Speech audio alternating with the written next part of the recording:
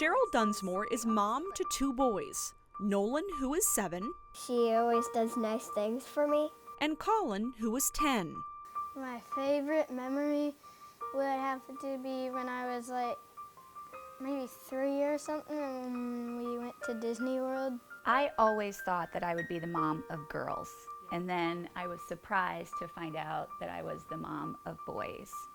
And I think I'm built to be the mom of boys because they are so easygoing.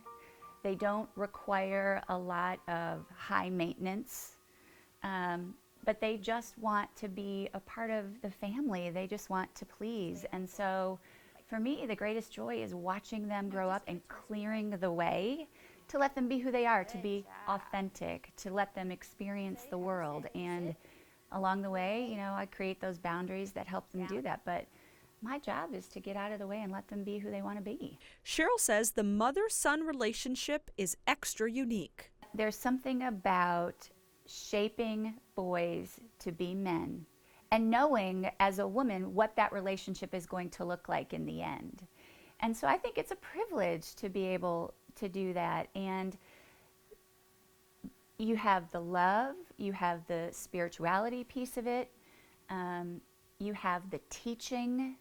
And so I think women are uniquely gifted in those skills, and that we have great compassion to do all of those things. And so I think when you're pouring that out into your children, and when they feel it, they respond back, and you know, they give it to you twice as much. All right, 3 more. Of course, there are some challenges with raising boys.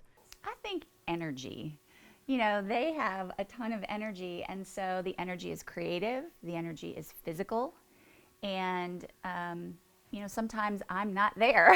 You know, sometimes I don't have that same level of energy, but you know, you have, as a parent, you don't get any time off. You have to create that space, you have to match their energy, you have to match their creativeness. And so sometimes as a parent, I think that for me is the toughest, to match them every step of the way when they are in high energy mode. And then there is the worry. They're surrounded by people who don't always make the right choices. And so when you think about dating, when you think about driving, it's not only what have you given and instilled in your kids, what sort of role models have you been, but then you start worrying about the other people that they encounter, and you have no control over that. Cheryl says raising these boys is her greatest joy. Weekly, we bake. I don't know if that's a tradition, but we love to bake.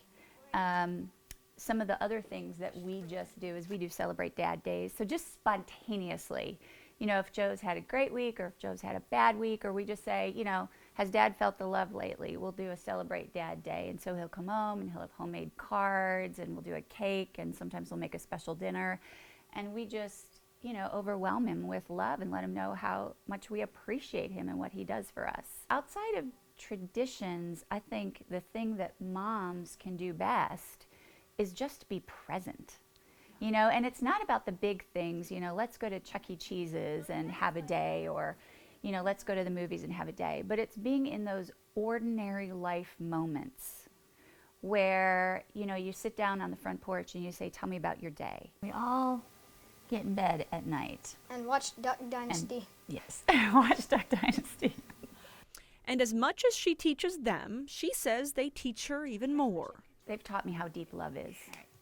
You know, I can't imagine feeling the way I do about love if I didn't have children, because they test the boundaries, you know. And so even when you think, I can't believe they just did that, that's just crazy, you're still overwhelmed with love because they're part of you, you know. They've got your DNA. You look at them and you see your eyes, you see your nose, you see your face. And so you think, okay, well, that was crazy and we're going to correct it, but we correct out of love. And so the depth of that love is enormous. And Cheryl admits she could not do this alone. She has a wonderful husband that helps, and also a relationship with God. I didn't grow up in that background.